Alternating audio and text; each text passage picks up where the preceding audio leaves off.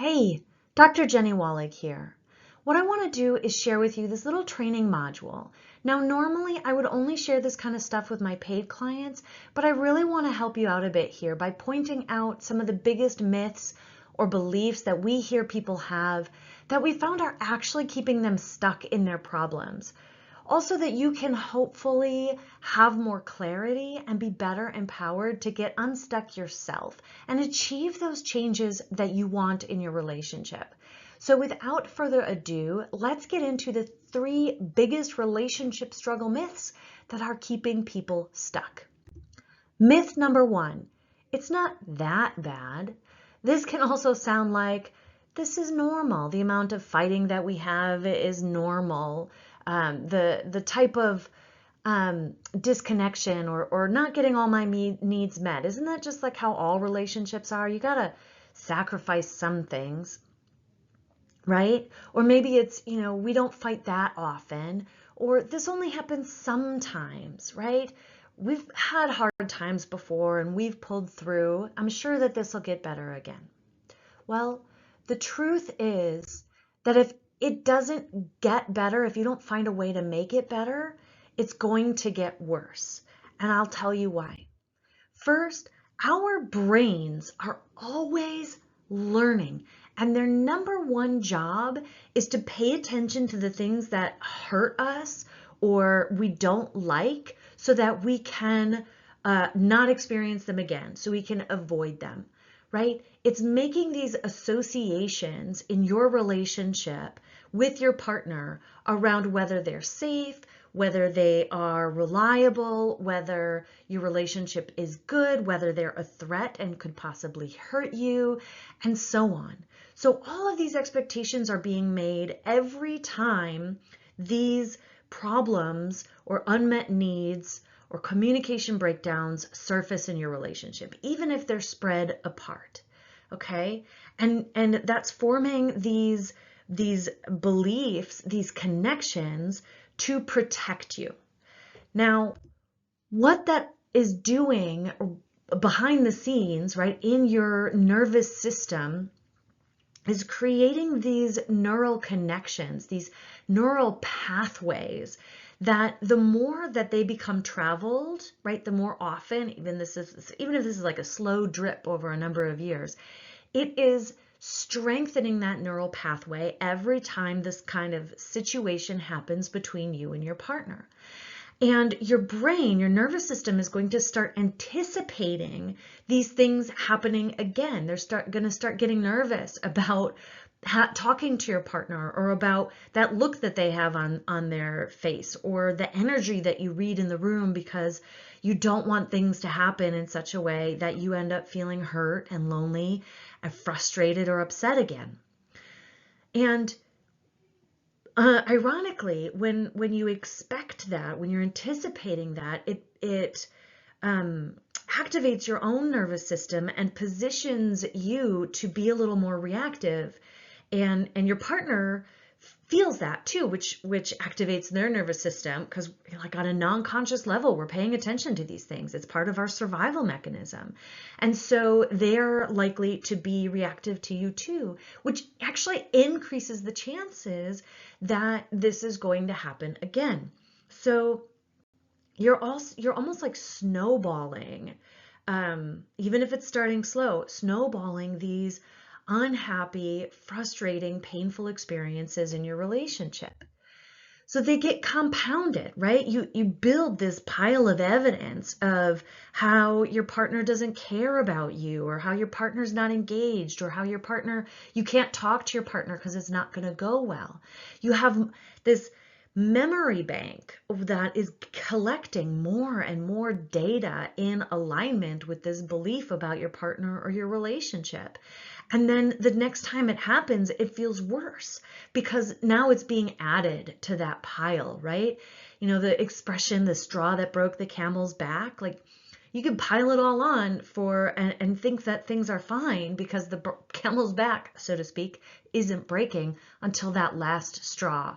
And then all of a sudden things snap, right? Then all of a sudden you reach that tipping point and you feel just how bad things have become, right? And So you're carrying those hurts, and they're growing, and it's setting you up for like hitting that tipping point, and really recognizing that you're at the end of the rope before you even knew it, because you've not been addressing the problems along the way, right? Over time, this compounding effect, the snowballing effects, erodes your good feelings in your relationship. So you're having less, you're feeling less good about your partner. You're having less sex or intimacy, less fun. You feel less connected. There's less positive anticipation about your time together, about your conversations. You might start to feel like roommates, maybe even start to get irritated with everything that your partner does, like how they chew their food, right? You just start feeling yucky about them until eventually you've got nothing left, right? And you get to this place that you're done. It started feeling not that bad, and then it just kept getting worse, right? So that belief, it's not that bad, isn't serving you. And again, it's keeping people stuck. It's keeping people in their problems for longer than they need to be, and compounding those problems and making them worse. Now, I want to take another minute here on this one just to talk about what normal means, right? Do you really want normal in your relationship? Because normal these days is unhappy, unsatisfied, unmet needs. Normal is divorce, right? I propose that we go for like not normal, better than normal, extraordinary even. Let's not settle for normal. You and your love and your happiness are worth so much more than that. So that's my little public service announcement here. It's some food for thought for you to consider. Okay, myth number 2. It's not that serious, right? This might also sound like I can handle this. It's not bothering me that much. I mean, it does maybe when it happens, but then I'm fine. There are worse things that we could be experiencing. This is only one part of my life, and it's not that serious. Okay? So you're minimizing the impact of the struggles that are showing up in your relationship. You're minimizing the effect of your unmet needs. Now, the truth is that the quality of your relationship affects everything else in your life. Okay? And denying that, right? Like, it just feels like you're really minimizing and dismissing the truth about the function that our relationships play in our world, and the way that our relationship dynamics and well-being can bleed out into every other area of our life, right? So when your relationship isn't working, when you're upset or distressed, when your needs aren't met, it kind of affects everything else. And there are real costs to that. It affects your physical health, right? Your ability to sleep, your eating habits. You might be eating too much or not eating at all. There's the cost of your stress and overwhelm and what that's doing to your immune system to have all those stress hormones so often. It's going to affect your mental health, right? It may be increasing depression or anxiety, or causing depression or anxiety. If you've got trauma or other mental health struggles, your relationship struggles are going to, or at least very likely to impact those, increase those symptoms, because it activates our nervous system and the parts of our brain that that need to feel safe, but now are not feeling safe, right? There's an emotional cost of being in sadness, being in loneliness, being in suffering for so long, of not being connected to or losing your best friend, the love of your life, fearing that you might lose all of the time that you've spent investing in your life together.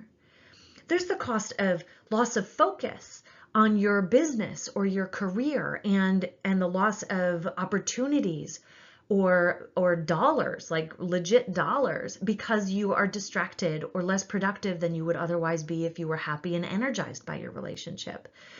You're probably also missing moments of your life, the sunshine on your face, or doing things with other people that you care about, or just like feeling relaxed and being present to this one life that you have right now, right? Other relationships may be affected, your friends, your family, other partners, if you're, polyamorous or non-monogamous, like all your work relationships, your employees or business partners, these are being affected when you are affected, right? Because other people feel your energy, and it affects your capacity to engage with your life. And then, of course, there's the financial cost to all of this, the cost of, maybe increased doctor's appointment or mental health therapy appointments, or, again, the cost of lost income in your business, or, unsatisfied clients, for example. It all kind of adds up, right? And not to say that there's always a financial translation in your relationship, but as an entrepreneur, there absolutely is. Now, if you are also a parent, I guarantee you that the struggles in your relationship are also affecting them, right? What are they learning about what to expect from a marriage, about what's normal? What are they learning about how to handle emotions, or how important your needs are, especially as a woman? What are they learning about how to manage conflict with their partner? How are they feeling about their parents arguing? A lot of kids believe that it's their fault because they're in this egocentric place where they think the whole world revolves around them, and so it must be their fault. I say this as a parent myself, who knows the love that we have for our kids, and that parenting is freaking hard, and we carry a lot of responsibility, especially as moms. So I don't say any of this to shame or guilt you, because you're absolutely doing your best. And I am saying this because I know that you love your kids, and minimizing the effect, the impact of your relationship struggles on the other parts of your life, especially your children, if you have them, does a great disservice to them and to you, and to your lives together, right, in your family. So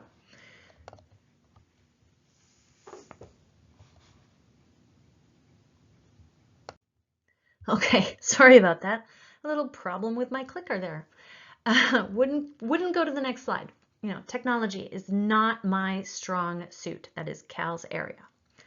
Anyways, so getting back to what I was saying, these struggles that you're having in your relationship, as I talked about in the webinar, right? They add up to hours, days, years of your life that are lost because you are in this energetic place of being really unhappy and unsatisfied, or trying to figure out, like struggling, fighting. It takes a lot from you, and you are absolutely deserving, right? You are worth having your relationship feed you and not bleed you. But if you're minimizing all of that, then frankly, you're not going to get the support that you need, or you're not going to take the steps that you need to be taking in order to really address those problems and get your partner to change, get your relationship to be better. And so those costs are just going to keep adding up. All right. Myth number 3, we can always go to therapy. Now, as you may remember, I am a licensed marriage and family therapist. I have my PhD in marriage and family therapy. I spent a decade working as a therapist, helping individuals, couples, families, but primarily couples, right? That was my specialization because I freaking love working with couples, right? So I know about therapy. I know about the process. I have taught therapists in training. I have supervised therapists. I have worked as a professor at a university for therapists who are still in school. I know therapists. And I'll say I've also, my first business was owning a therapy group practice with over 20 employees, other therapists working for me. And so I know about the work that they do and all the things, right? I am well versed in therapy world. So I understand that there's a lot of couples who go to therapy as the solution for their problems. And this often sounds or feels like, if it gets bad enough, we can just find a therapist to help us because there's plenty of therapists out there, right? And then we can use our insurance and we don't have to pay a whole bunch of money. And we will just get a therapist to help us figure out our problems. They'll help get my partner to understand and change, and things will get better. Well, we're talking about myths, right? So you can anticipate that's probably not right. No. The truth is that success in therapy as a couple, like couples therapy in particular I'm talking about, is much harder than you think. And let me tell you why. First of all, it is really hard to find a couples therapist because there are very few. Those of us, even with those of us trained in the field of marriage and family therapy, there are majority of folks who choose not to work with couples because the truth is that couples are intense. There's a lot of history of pain and upset, and there's two people with those histories that you're trying to support. And for a lot of folks, they're also, they struggle in their own relationships. So being pulled into and trying to help couples fix their problems after years of being in those problems can be really tough work. And so first, finding a person who works specifically with couples can be really tricky. But then you've got to find a couples therapist who is the right person for your relationship and situation.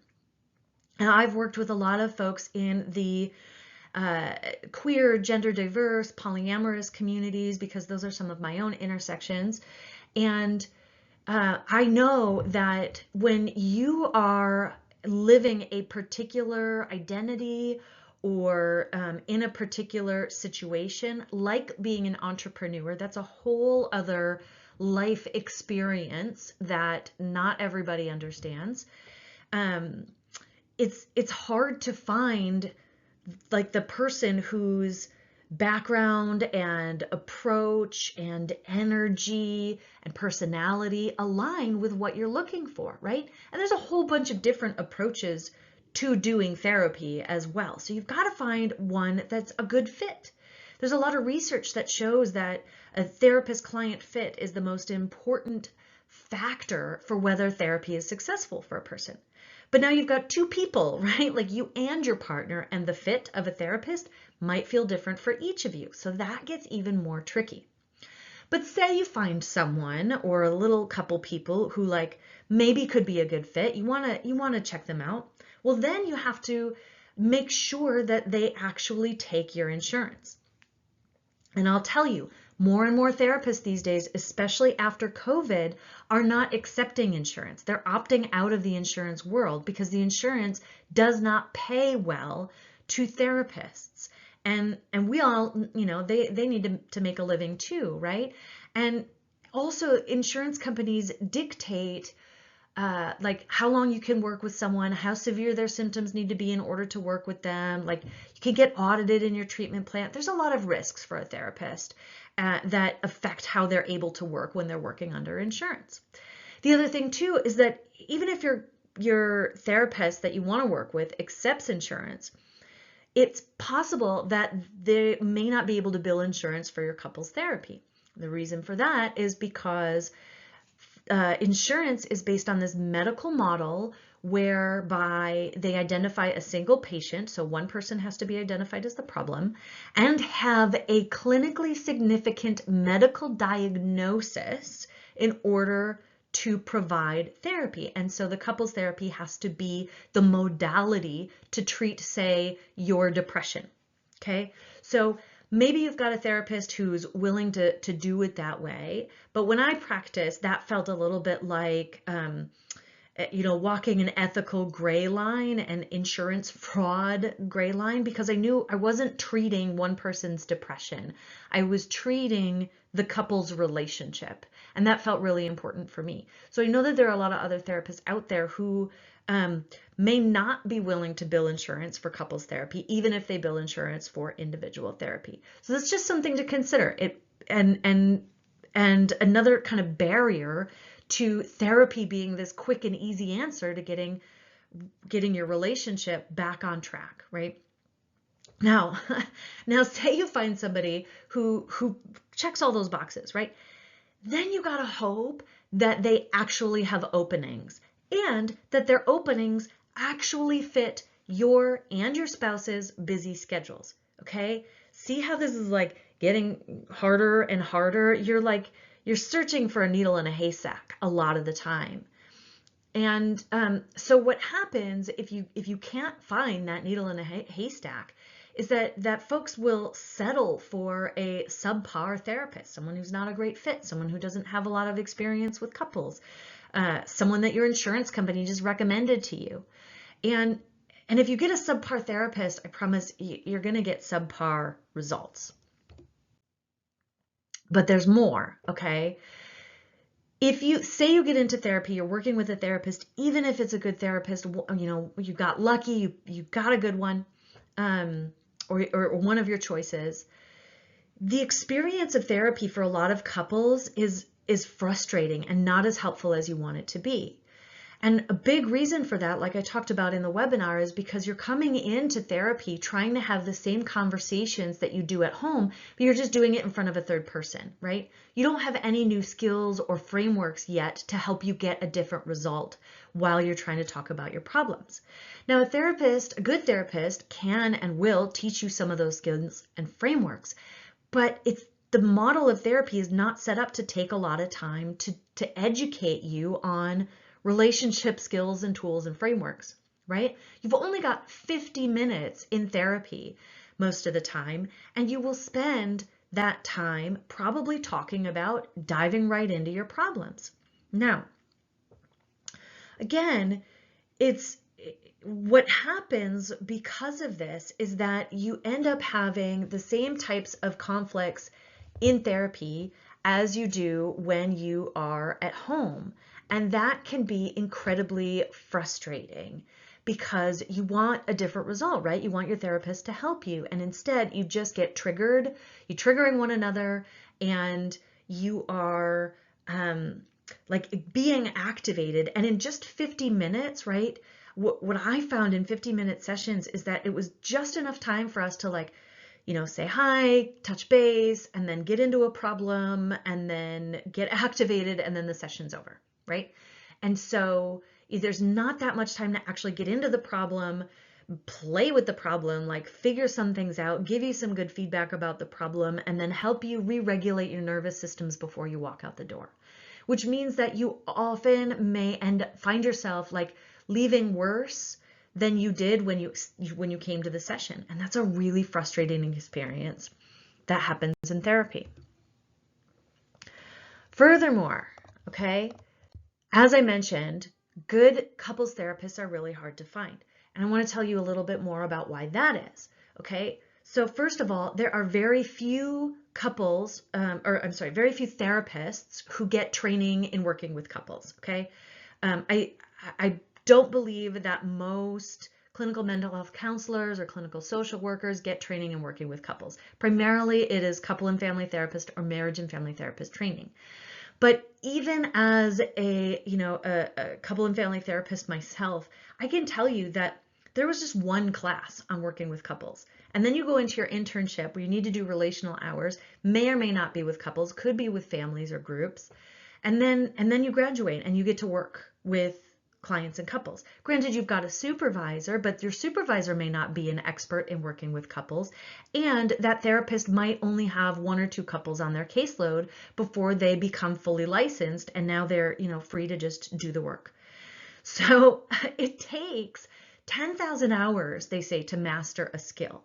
And that translates into roughly 10 years if you're exclusively working with couples, right? So 10 years of experience. So you really want to work with the folks who've had a lot of experience if you want a good couples therapist. And the great models of couples therapy, and there are some out there, but they offer, their trainings are exclusive and they cost a lot of money, right?